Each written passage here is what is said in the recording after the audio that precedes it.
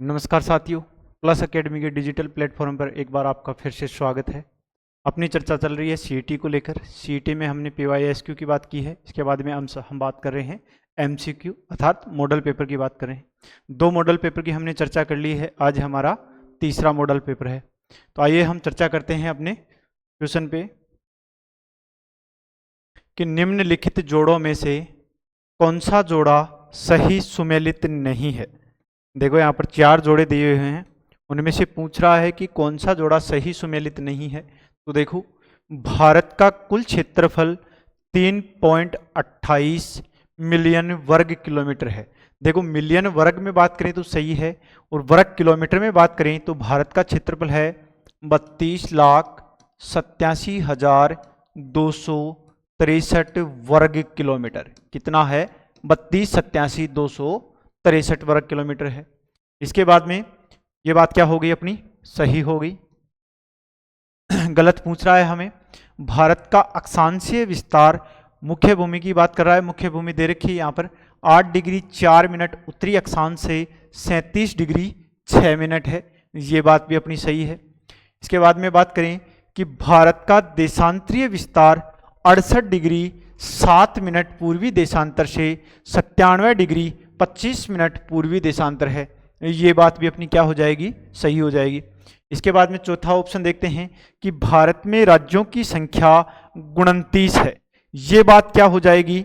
गलत हो जाएगी। ऑप्शन नंबर 4 अपना क्या हो जाएगा? Right answer. तो 29 गलत क्यों हो जाएगी? क्योंकि वर्तमान में भारत में 28 राज्य व 8 केंद्र शासित प्रदेश हैं। कितने हैं? 28 राज्य व 8 केंद्र शासित प्रदेश हैं। लेकिन 28 से पहले की हम बात करें तो भारत में 29 राज्य थे। तो एक राज्य का कहाँ विलय कर दिया? तो देखो, जम्मू कश्मीर जो राज्य था 2019 में उसके राज्य का दर्जा छीनते हुए वहां पर दो भाग बना दिए उसके, लद्दाख और जम्मू कश्मीर, अर्थात दोनों को ही क्या बना दिया गया? केंद्र शासित प्रदेश बना दिया गया। ये चीज आपको ध्यान रखनी है। और 8 जो केंद्र शासित प्रदेश हैं, यह पहले कितने थे? 7 थे, अर्थात अब 9 होने चाहिए थे, लेकिन कितने हैं? 8 ही हैं। तो देखो, 2 केंद्र शासित प्रदेश और मिला दिए, जम्मू कश्मीर और लद्दाख, बल्कि दादर नगर हवेली और दमन दीप दोनों को क्या कर दिया गया? विलय कर दिया गया या एक कर दिया गया। तो केंद्र शासित प्रदेशों की संख्या भी कितनी बच गई? 8 बच गई। तो ये चीज आपको ध्यान रखनी है कि 28 राज्य और 8 क्या है? केंद्र शासित प्रदेश हैं। इसके बाद में नेक्स्ट क्वेश्चन की बात करें कि भारत का एक राज्य जिससे होकर कर्क रेखा गुजरती है। तो देखो, डायग्राम में हम इसकी बात करें कि कर्क रेखा भारत के 8 राज्यों से गुजरती है, जिनका हम पश्चिम से पूर्व क्रम की बात करें और उन राज्यों की हम चर्चा करें तो देखिए कौन कौन से राज्य आएंगे अपने। गुजरात आता है, राजस्थान आता है, इसके बाद में मध्य प्रदेश आता है, इसके बाद में छत्तीसगढ़ आता है, इसके बाद में झारखंड आता है। ये चीज भी आपको ध्यान रखनी है। इसके बाद में वेस्ट बंगाल आता है, इसके बाद में त्रिपुरा आता है, इसके बाद में मिजोरम। तो देखो, भारत के 8 राज्यों से कर्क रेखा गुजरती है। कौन कौन से? जिनका पश्चिम से पूर्व क्रम होगा गुजरात, राजस्थान, मध्य प्रदेश, छत्तीसगढ़, झारखंड, वेस्ट बंगाल, त्रिपुरा और मिजोरम। तो ये चीज आपको ध्यान रखनी है। और कल वाली क्लास में हमने चर्चा की थी कि भारत की मानक समय रेखा और कर्क रेखा एक दूसरे को छत्तीसगढ़ के किस स्थान पर काटती हैं? सरगुजा नामक स्थान पर। किस स्थान पर काटती हैं? सरगुजा नामक स्थान पर एक दूसरे को प्रतिच्छेदित करती हैं। तो ये चीज भी आपको ध्यान रखनी है। अब हम अपने क्वेश्चन पे चर्चा करें कि जैसे अपने क्वेश्चन में क्या पूछ रहा है कि निम्नलिखित भारत का एक ऐसा राज्य है जिससे होकर कर्क रेखा गुजरती है, अर्थात 3 राज्य से नहीं गुजरती, एक राज्य से गुजरती है। तो देखो, हमने अभी बात की जम्मू कश्मीर से गुजरती है क्या? नहीं गुजरती। हिमाचल प्रदेश से नहीं गुजरती, बिहार से नहीं गुजरती, बल्कि किससे गुजर रही है? झारखंड से कर्क रेखा गुजरती है। तो ये चीज ध्यान रखनी है आपको। कर्क रेखा भारत के 8 राज्यों से गुजरती है और कर्क रेखा भारत को बराबर बराबर 2 भागों में बांटती है। कर्क रेखा के दक्षिण में उष्णकटिबंधीय और कर्क रेखा के उत्तर में शीतोष्ण कटिबंधीय पाया जाता है। अब हम बात करें अगले क्वेश्चन की कि निम्नलिखित देशांतरों में से कौन सा भारत की प्रामाणिक मध्याह्न रेखा कहलाता है। तो देखो इसमें भारत के IST अर्थात इंडियन स्टैंडर्ड टाइम की बात कर रहा है या भारत के मानक समय की बात कर रहा है। तो देखो भारत का मानक समय रेखा है वह है 82.5 डिग्री पूर्वी देशांतर। कितनी है? 82.5 डिग्री पूर्वी देशांतर। डायग्राम के माध्यम से हम इसकी बात करें तो देखो हमारी पृथ्वी में 2 प्रकार की रेखाएं पाई जाती हैं काल्पनिक। जो आडी पड़ी हुई रेखा होती है उसे तो बोला जाता है अक्षांश और जो खड़ी रेखा होती है उसे बोला जाता है देशांतर रेखा। क्या बोला जाता है? देशांतर। तो देखो जो आडी पड़ी अक्षांश रेखाएं होती हैं यह तो कटिबंधों का निर्धारण करती हैं। किसका निर्धारण करती हैं? कटिबंधों का निर्धारण करती हैं अर्थात हमारी पृथ्वी में कटिबंधों का निर्धारण करती हैं। और जब हम जलवायु की चर्चा करेंगे उनमें अक्षांश रेखाओं का महत्वपूर्ण योगदान होता है।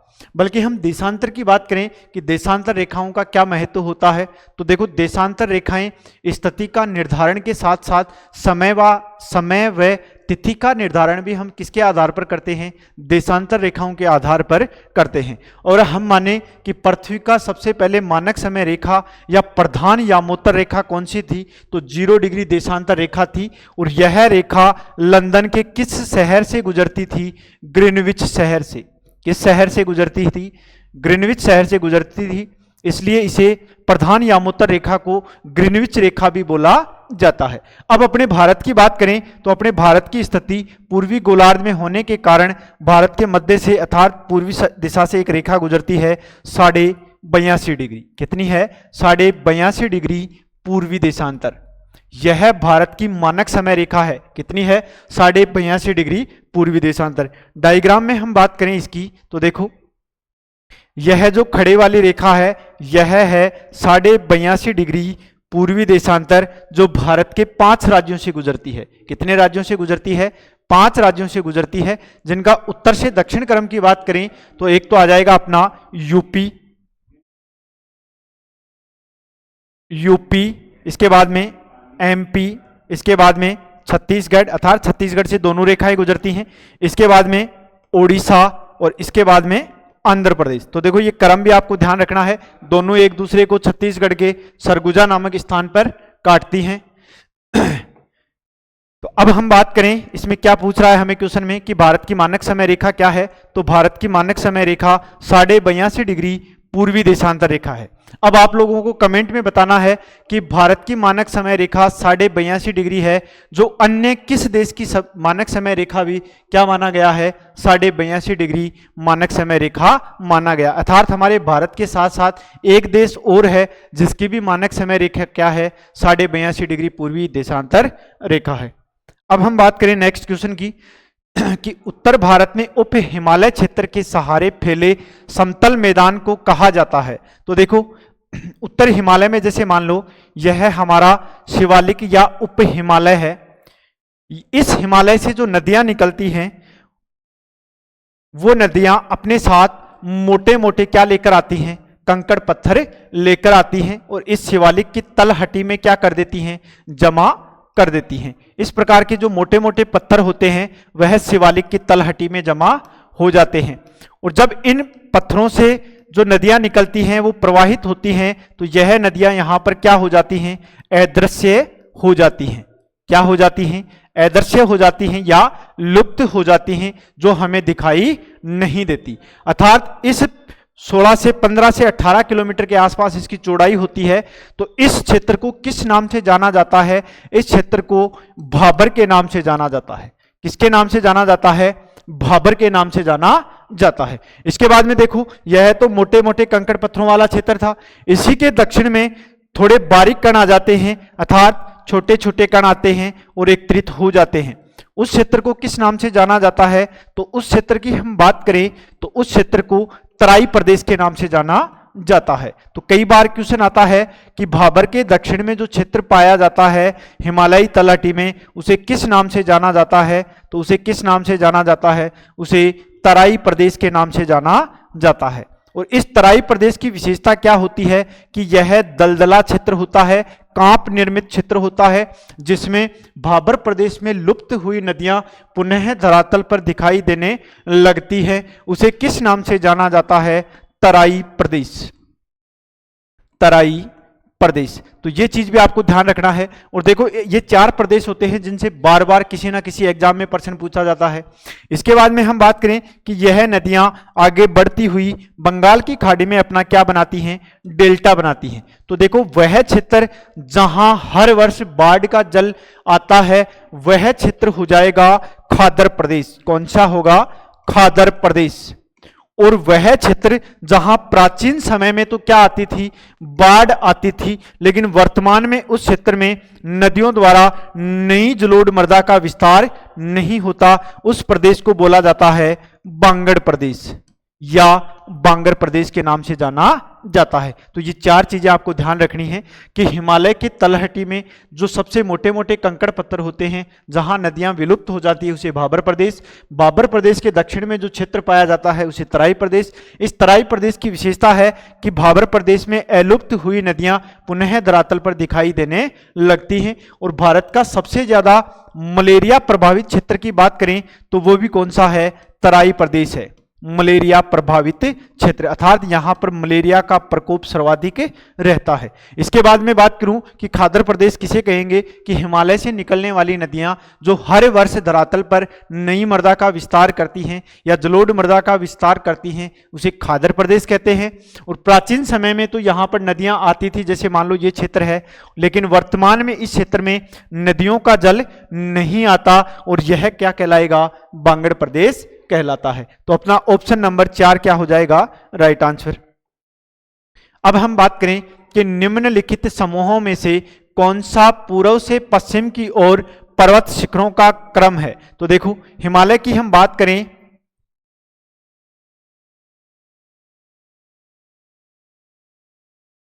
तो जैसे मान लो ये अपना उत्तरी हिमालय है, तो इस पूर्व दिशा से किस दिशा में पूछ रहा है?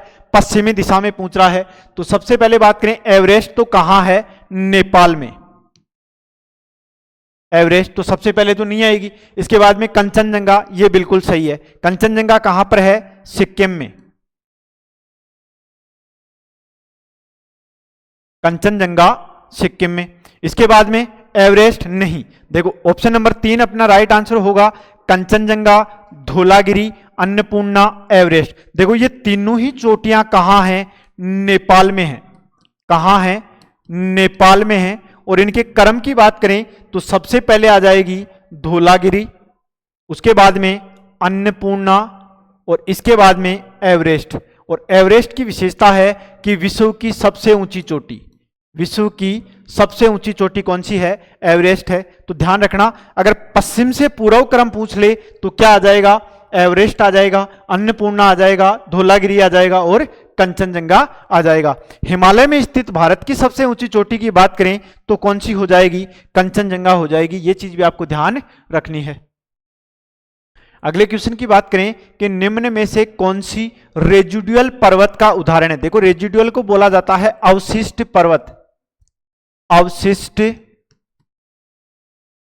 पर्वत, तो कई जगह आपको इंग्लिश नाम मिल सकता है या आपको हिंदी में भी नाम देखने को मिल सकता है कि निम्नलिखित में से अवशिष्ट पर्वत का उदाहरण है।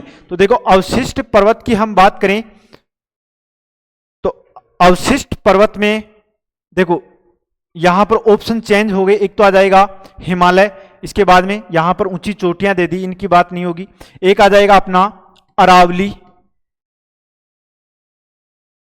एक आ जाएगा यहां पर सतपुड़ा और एक आ जाएगा यहां पर विंध्याचल। अब ऑप्शन सही क्या होंगे? हिमालय, विंध्याचल, सतपुड़ा और अरावली। अब इनमें अवशिष्ट पर्वत की बात करें तो अरावली जो पर्वत श्रृंखला है यह अवशिष्ट पर्वत का क्या है? उदाहरण है। अर्थात अरावली पर्वत श्रृंखला खंडित रूप में पाई जाती है। अरावली की औसत ऊंचाई की बात करें तो अरावली की औसत ऊंचाई है वह 930 मीटर है। कितनी है? 930 मीटर है। अरावली की लंबाई की बात करें तो अरावली अरावली की लंबाई है 692 किलोमीटर। कितनी है? 692 किलोमीटर है। अरावली के कालक्रम की बात करें कि किस काल का उदाहरण है, तो यह है प्री कैम्ब्रियन कालक्रम का उदाहरण है। अर्थात भारत की सबसे प्राचीनतम पर्वत श्रृंखला कौन सी है? अरावली है। या यूं भी बोल सकते हैं कि विश्व की प्राचीनतम पर्वत श्रृंखलाओं में से एक पर्वत श्रृंखला है। कौन सी? अरावली पर्वत श्रृंखला है, जिसकी औसत ऊंचाई 930 मीटर है, जिसकी लंबाई 692 किलोमीटर है। किस काल का उदाहरण है? प्री कैम्ब्रियन काल का उदाहरण है। इसके बाद में इसकी सबसे ऊंची चोटी की बात करें तो इसकी सबसे ऊंची चोटी है गुरु शिखर, जो राजस्थान के सिरोही जिले में स्थित है, जिसे संतों का शिखर भी बोला जाता है। ये चीज भी आपको ध्यान रखनी है। अब बात करें सबसे प्राचीन तो ये हो गई, लेकिन हिमालय सबसे नवीन पर्वत की बात करें तो अपना हिमालय जो पर्वत है यह सबसे नवीन पर्वत है। अल्पाइन घटनाक्रम का उदाहरण है। अर्थात हिमालय के पर्वतों के निर्माण की 4 घटनाएं होती हैं, उनमें से सबसे नवीन घटनाक्रम है वह अल्पाइन है, और उसी का उदाहरण है अपना हिमालय पर्वत। अर्थात हिमालय पर्वत के बाद में विश्व में किसी भी पर्वत का निर्माण नहीं हुआ। तो भारत में आपको 2 ही चीजें ध्यान रखनी है। सबसे प्राचीन पर्वत की बात आए तो अरावली पर्वत श्रृंखला, और सबसे नवीन पर्वत की बात आए तो सबसे नवीन पर्वत हो जाएगा हिमालय पर्वत श्रृंखला। नेक्स्ट क्वेश्चन की हम बात करें कि जहां पूर्वी घाट और पश्चिमी घाट मिलते हैं वहां निम्नलिखित में से कौन सी पहाड़ियां पाई जाती हैं? देखो, पहले तो हम दक्षिणी भारत का डायग्राम बनाएं, और डायग्राम में इस क्वेश्चन की बात करें तो जैसे मान लो ये अपना दक्षिणी भारत है, और दक्षिणी भारत में महाराष्ट्र से लेकर एक पर्वत श्रृंखला फैली हुई है केरल तमिलनाडु तक। इधर ही पूर्वी घाट में खंडित रूप में एक पर्वत श्रृंखला फैली हुई है जिसे बोला जाता है पूर्वी घाट, और इसे बोला जाता है पश्चिमी घाट। अब देखो, इसको पश्चिमी घाट के महाराष्ट्र में 3 नाम हैं, अर्थात उत्तरी सह्याद्री, मध्य सह्याद्री और दक्षिणी सह्याद्री। अब मैं बात करूं कि दक्षिणी सह्याद्री का ही भाग है, कौन सी है? नीलगिरी की पहाड़ियां। कौन सी पहाड़ियां हैं? नीलगिरी की पहाड़ियां हैं, जो पश्चिमी घाट को पूर्वी घाट से मिलाती हैं। किसको किससे मिलाती हैं? पश्चिमी घाट को पूर्वी घाट से मिलाने का जो कार्य करती हैं वो कौन सी पहाड़ियां हैं? नीलगिरी की पहाड़ियां। ये चीज आपको ध्यान रखनी है। नीलगिरी के दक्षिण में जो पहाड़ियां हैं इसे बोला जाता है अन्नामलाई की पहाड़ियां, और अन्नामलाई पहाड़ियों में सबसे ऊंची चोटी है अनाईमुडी, जो दक्षिणी भारत की सबसे ऊंची चोटी है।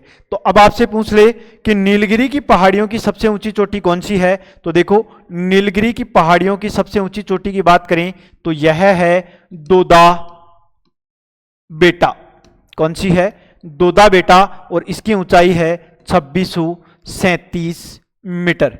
ये चीज भी आपको ध्यान रखनी है, जो दक्षिणी भारत की दूसरी सबसे ऊंची चोटी है। तो ऑप्शन नंबर अपना 3 क्या हो जाएगा कि पूर्वी घाट को पश्चिमी घाट से मिलाने का जो कार्य करती हैं वो पहाड़ियां कौन सी हैं? नीलगिरी की पहाड़ियां हैं। कार्डामम या इलायची की पहाड़ियां भारत की दक्षिणतम पहाड़ियां हैं। अन्नामलाई की पहाड़ियां नीलगिरी के दक्षिण में स्थित हैं। सेवरोई की पहाड़ियां इस पूर्वी घाट का भाग मानी जाती हैं। अब हम बात करें नेक्स्ट क्वेश्चन की कि निम्नलिखित युग्मों में से किसका सुमेल सही नहीं है? देखो, 4 दर्रे दे रखे हैं, बोमडिला, नाथुला, भोरघाट, पालघाट, और 4 राज्य दे रखे हैं। इनमें से एक क्या है? गलत है, और 3 दर्रे क्या हैं? सही है। तो देखो, बोमडिला दर्रा की बात करूं तो यह किस राज्य में है? अरुणाचल प्रदेश में है, बिल्कुल सही बात है। नाथुला दर्रा सिक्किम में है। सिक्किम के अन्य दर्रों की बात करें तो जैसे जेलेपला, नाथुला, ये दर्रे भी कहाँ हैं? सिक्किम में। इसके बाद में भोरघाट दर्रा है, यह हिमाचल में न होकर कहां है? यह मुंबई या महाराष्ट्र में है। कहां है? महाराष्ट्र में है। और इस दर्रे की विशेषता की बात करें तो यह मुंबई को पुणे से जोड़ता है। किससे जोड़ता है? पुणे से जोड़ता है। तो देखो, भोरघाट, पालघाट, थालघाट दर्रा कहां है? महाराष्ट्र राज्य में स्थित हैं। पालघाट दर्रा कहाँ है? केरल में है। पालघाट दर्रा कहाँ है? केरल में है। तो अपना ऑप्शन नंबर 3 क्या हो जाएगा, गलत हो जाएगा। भोरघाट दर्रा हिमाचल प्रदेश में न होकर कहाँ पाया जाता है, महाराष्ट्र राज्य में स्थित है। अब नेक्स्ट क्वेश्चन की बात करें कि निम्न में से कौन सा हिमनद सबसे बड़ा है। तो देखो यह चारों ही हिमनद कहाँ पाए जाते हैं, लद्दाख क्षेत्र में पाए जाते हैं या कराकोरम पर्वत श्रृंखला है वहां पाए जाते हैं। इनमें सबसे लंबे या सबसे बड़े ग्लेशियर की बात करें तो यह सियाचिन ग्लेशियर है। यह लगभग 72 किलोमीटर के आसपास है। इसकी लंबाई कितनी है, लगभग 72-73 किलोमीटर है। और देखो इस सियाचिन ग्लेशियर की हम बात करें कि इसकी क्या विशेषता है, तो देखो विश्व में अगर ध्रुवीय क्षेत्र को छोड़ दिया जाए तो विश्व का सबसे बड़ा जो ग्लेशियर है वह कौन सा होगा, सियाचिन होगा। जैसे ध्रुवीय क्षेत्र की हम बात करें तो जैसे एक तो अपना उत्तरी ध्रुव और एक अपना दक्षिणी ध्रुव। उत्तरी ध्रुव पर आर्कटिक महासागर है और दक्षिणी ध्रुव पर अंटार्कटिका महाद्वीप है। अब देखो दक्षिणी ध्रुव बर्फीला क्षेत्र है, अंटार्कटिका महाद्वीप तो कैसा है, निर्जन क्षेत्र है और यहां पर कई किलोमीटर में क्या फैली हुई है, बर्फ है। लेकिन अब इन दोनों क्षेत्र को छोड़ दिया जाए और इस हम संपूर्ण पृथ्वी की बात करें तो सबसे बड़ा जो ग्लेशियर है वह अपने भारत में पाया जाता है। कौन सा ग्लेशियर, सियाचिन ग्लेशियर। इसके बाद में नेक्स्ट क्वेश्चन की बात करें कि मेघालय का पठार भाग है। देखो मेघालय का पठार है, इसकी हमने कल भी चर्चा की थी। यह किसका भाग है, प्रायद्वीपीय खंड का भाग पाया जाता है और यह किस राज्य में है, मेघालय में स्थित है। मेघालय का पठार या शिलोंग का पठार। और हमने कल बात भी की थी कि मेघालय के पठार की सबसे ऊंची चोटी कौन सी है, शिलोंग शिखर है, जिसकी ऊंचाई हमने कितनी बताई थी, 1961 मीटर की हमने चर्चा की थी। और इस मेघालय के पठार पर ही गारो खासी जयंतिया, गारो खासी जयंतिया की पहाड़ियां पाई जाती हैं, जहां पर पहले था चेरापूंजी और वर्तमान में मौसिनराम एक स्थान है जहां पर विश्व की सबसे ज्यादा वर्षा होती है। और वह स्थान मेघालय में किन पहाड़ियों के मध्य है, अर्थात किन पहाड़ियों के आसपास है, गारो खासी जयंतिया की पहाड़ियां। इनकी सबसे ऊंची चोटी शिलोंग है जिसकी ऊंचाई 1961 मीटर है।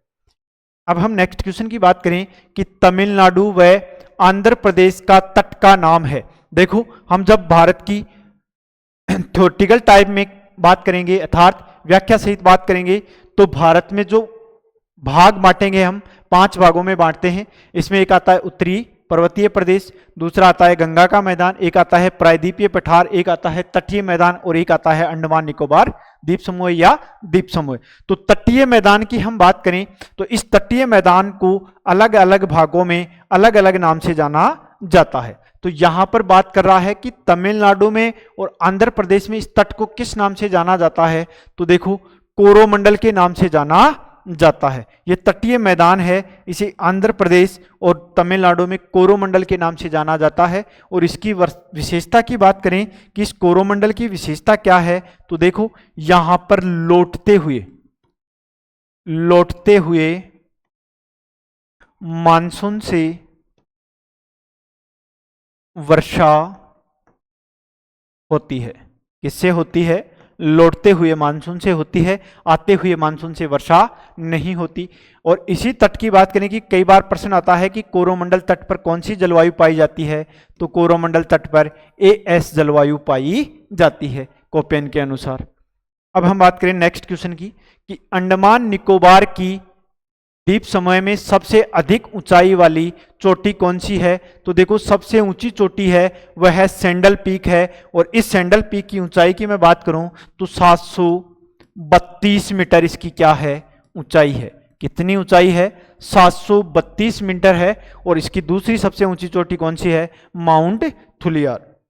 इसके बाद में नेक्स्ट की हम बात करें कि निम्नलिखित भारतीय द्वीपों में से कौन सा द्वीप भारत श्रीलंका के मध्य स्थित है। देखो भारत श्रीलंका की हम मैप के माध्यम से बात करें तो यहां पर श्रीलंका है भारत में, तो इन दोनों के मध्य एक द्वीप पाया जाता है या एक राम सेतु भी है और एक द्वीप भी है। तो कौन सा द्वीप पाया जाता है, तो रामेश्वरम जो द्वीप है वह भारत व श्रीलंका के मध्य पाया जाता है। अंडमान निकोबार तो खुद ही द्वीप हैं जो श्रीलंका के पूर्व दिशा में स्थित है। अब मैं बात करूं एलिफेंट और सालसेट ये सालसेट नहीं है, ये सालसेट है, या कहीं कहीं आपको सालसेट भी देखने को मिल सकता है। तो देखो एलिफेंट और सालसेट हैं, इन द्वीपों पर मुंबई स्थित है, अर्थात मुंबई 7 द्वीपों पर स्थित है। अर्नाला, कर्नाला, हेनरे, केनरे, बूचरे, एलिफेंट और सालसेट। तो मुंबई की बात करें तो मुंबई एलिफेंट और सालसेट द्वीप पर स्थित है, अर्थात मुंबई 7 द्वीपों पर बसा हुआ है। दोबारा सुनिए, अर्नाला, कर्नाला, हेनरे, केनरे, बूचरे, एलिफेंट और सालसेट, जो अपने अरब सागर में स्थित हैं। ये चीज भी आपको ध्यान रखनी है। इसके बाद में हम आगे बात करें कि निम्नलिखित कथनों का परीक्षण करें एवं नीचे दिए गए कूट का सही उत्तर करें। देखो 4 कूट दिए हुए हैं और इनमें से पूछा है कि कौन से कूट में त्रुटि है या गलत कूट दिया हुआ है। तो पहले हम बात करें कि देवप्रयाग अलकनंदा एवं भागीरथी नदी के संगम पर स्थित है। बिल्कुल सही है कि अलकनंदा और भागीरथी नदी मिलती हैं, उस स्थान को बोला जाता है देवप्रयाग। तो ये बात क्या हो जाएगी, सही। इसके बाद में मैं बात करूं कि रुद्रप्रयाग अलकनंदा एवं मंदाकिनी नदी के संगम पर अवस्थित है। तो 2 नंबर भी बात भी सही है कि रुद्र जो प्रयाग नाम का स्थान है, यह अलकनंदा और मंदाकिनी के मध्य स्थित है, अर्थात यहाँ का इन दोनों का मिलन स्थल क्या इस नाम से जाना जाता है, रुद्रप्रयाग के नाम से। इसके बाद में बात करूं कि अलकनंदा नदी बद्रीनाथ से बहती है। देखो अलकनंदा नदी बद्रीनाथ से तो नहीं बहती, लेकिन अलकनंदा नदी के किनारे कौन सा शहर स्थित है, बद्रीनाथ शहर स्थित है। तो ये बात भी अपनी क्या हो जाएगी, सही हो जाएगी। इसके बाद में नेक्स्ट की बात करें कि केदारनाथ आदि शंकराचार्य द्वारा स्थापित सबसे बड़ा पीठ के रूप में मानी जाती है। ये बात क्या हो जाएगी, गलत हो जाएगी। क्यों हो जाएगी कि आदि शंकराचार्य के द्वारा केदारनाथ पीठ ने मानकर कौन सी पीठ की स्थापना की हुई है, बद्रीनाथ की। इस पीठ की स्थापना की है, बद्रीनाथ की स्थापना की है। तो देखो अपने 3 कथन सही हैं, बल्कि चौथा कथन गलत हो जाएगा। तो अपना ऑप्शन हो जाएगा 1, 2 और 3 राइट आंसर। नेक्स्ट क्वेश्चन की बात करें कि जो नदी शेष अन्य से भिन्न है वह है। देखो 4 नदियां दी हुई हैं, जिनमें से एक नदी की विशेषता 3 से अलग है। तो देखो मैं बात करूं कि नर्मदा नदी कहाँ गिरती है, अरब सागर में। सिंधु नदी भी कहाँ गिरती है, अरब सागर में। ताप्ती नदी कहाँ गिरती है, अरब सागर में। बल्कि महानदी की मैं बात करूं तो महानदी कहाँ गिरती है, बंगाल की खाड़ी में।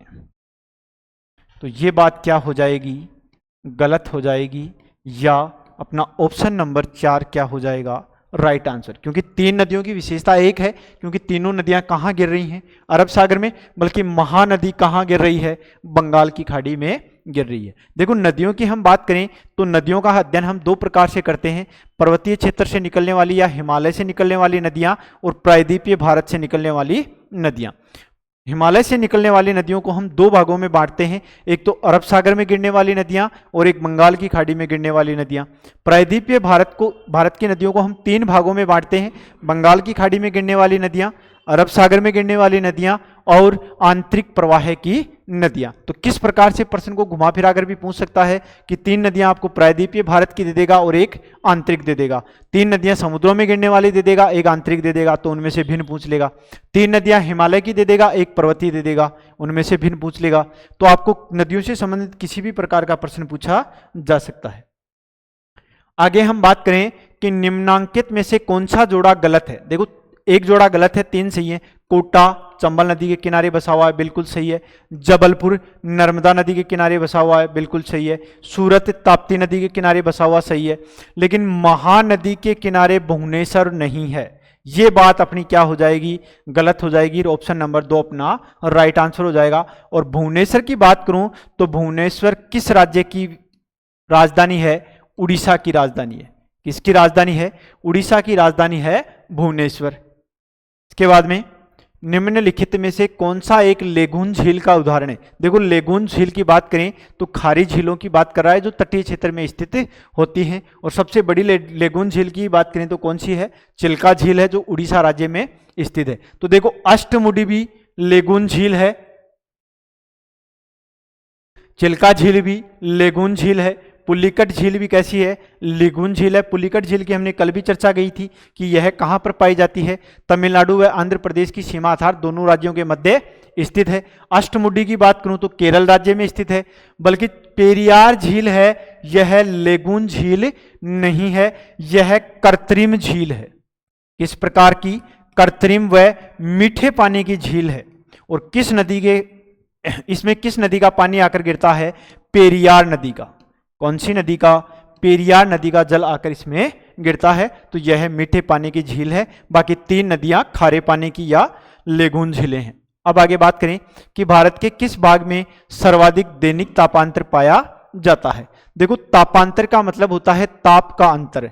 ताप का अंतर का तात्पर्य है कि मान लो वह क्षेत्र जहां पर दिन का तापमान 45 डिग्री सेंटीग्रेड हो और रात का तापमान 15 डिग्री सेंटीग्रेड हो, तो इन दोनों का अंतर ही क्या कहलाता है, दैनिक तापांतर कहलाता है। तो देखो, पूर्वी तटीय प्रदेश नहीं हो सकता, क्यों, क्योंकि यहां पर समकारी प्रभाव पाया जाता है, समुद्रीय क्षेत्र है। इसके बाद में छत्तीसगढ़ मैदान के आंतरिक क्षेत्रों में इसमें भी पाया जाता है, लेकिन कम पाया जाता है। अंडमान द्वीपों में, तो देखो अंडमान निकोबार द्वीप समूह है तो समुद्र के मध्य स्थित है, तो इसमें तो समकारी प्रभाव होता है या समुद्री प्रभाव होता है, इसके कारण दैनिक तापांतर कम पाया जाता है। लेकिन सर्वाधिक की बात करें तो देखो, राजस्थान का जो मरुस्थलीय क्षेत्र है इसमें सर्वाधिक दैनिक तापांतर पाया जाता है। और आप गर्मियों में अगर कभी घूमने गए हो मरुस्थलीय प्रदेश में, तो आप देखना कि दिन में आपको तपाने वाली गर्मी होगी, तो रात में आपको सर्दी लगने वाली क्या हो जाएगी, ठंड हो जाएगी। क्यों, क्योंकि यहाँ की जो मृदा है वह मोटी अर्थात बलुई मृदा है, जो ताप लगने पर जल्दी ही गर्म होती है और दिन छिपने के बाद में या सूर्यास्त के बाद में जल्दी ही क्या हो जाती है, ठंडी हो जाती है। तो सर्वाधिक दैनिक तापांतर कहाँ पाया जाता है, राजस्थान के मरुस्थलीय क्षेत्र में। नेक्स्ट क्वेश्चन की बात करें कि चेरापूंजी अवस्थित है, तो देखो चेरापूंजी मेघालय में स्थित है। और इस चेरापूंजी की बात करूं तो मौसिनराम से पहले विश्व में सर्वाधिक वर्षा वाला स्थान कौन सा था, चेरापूंजी था, जो गारो खासी जयंतिया की पहाड़ियों के नजदीक पाया जाता है। लेकिन वर्तमान में बात करूं कि मेघालय राज्य में सर्वाधिक वर्षा वाला स्थान कौन सा है, मौसिनराम। कौन सा है, मौसिनराम है, जिसमें लगभग 1100 सेंटीमीटर से भी अधिक क्या होती है, वर्षा होती है। तो सबसे ज्यादा मौसिनराम में, और चेरापूंजी का कौन सा स्थान हो गया, अब दूसरा स्थान। अर्थात विश्व में सर्वाधिक 2 नंबर की जो वर्षा होती है वो चेरापूंजी में होती है, या इसे बोला जाता है सर्वाधिक तीक्ष्ण वर्षा। कैसी वर्षा, तीक्ष्ण वर्षा। कहाँ होती है, चेरापूंजी में भी होती है, जो मेघालय राज्य में स्थित है। इसके बाद में नेक्स्ट की बात करें कि किन महीनों में रबी की फसल की बुआई होती है। तो देखो, इसका तो हम सबको पता ही है कि रबी का महीना अब चल रहा है, अक्टूबर नवंबर में रबी की फसल की बुआई की जाती है। तो यहाँ पर ऑप्शन नंबर 3 क्या हो जाएगा, रबी की फसल अक्टूबर नवंबर में बोई जाती है। जून जुलाई की बात करें तो इसमें खरीफ की फसल आती है, और इसके बाद में मार्च अप्रैल या मई के अंदर जायद की फसल की कृषि की जाती है। तो नमस्कार दोस्तों, आज का अपना सेशन यहीं तक था। आज हमने 20 क्वेश्चन लिए हैं, और देखो ये मॉडल टाइप में क्वेश्चन है, तो आप इस क्वेश्चनों को इग्नोर ना करें और एक बार इस क्लासों का रिवीजन जरूर करें। तो मॉडल पेपर में अपनी 3 क्लासें हो चुकी हैं, और सीईटी की एग्जाम तक हमारी क्लासें ऐसे ही निरंतर आती रहेंगी। धन्यवाद।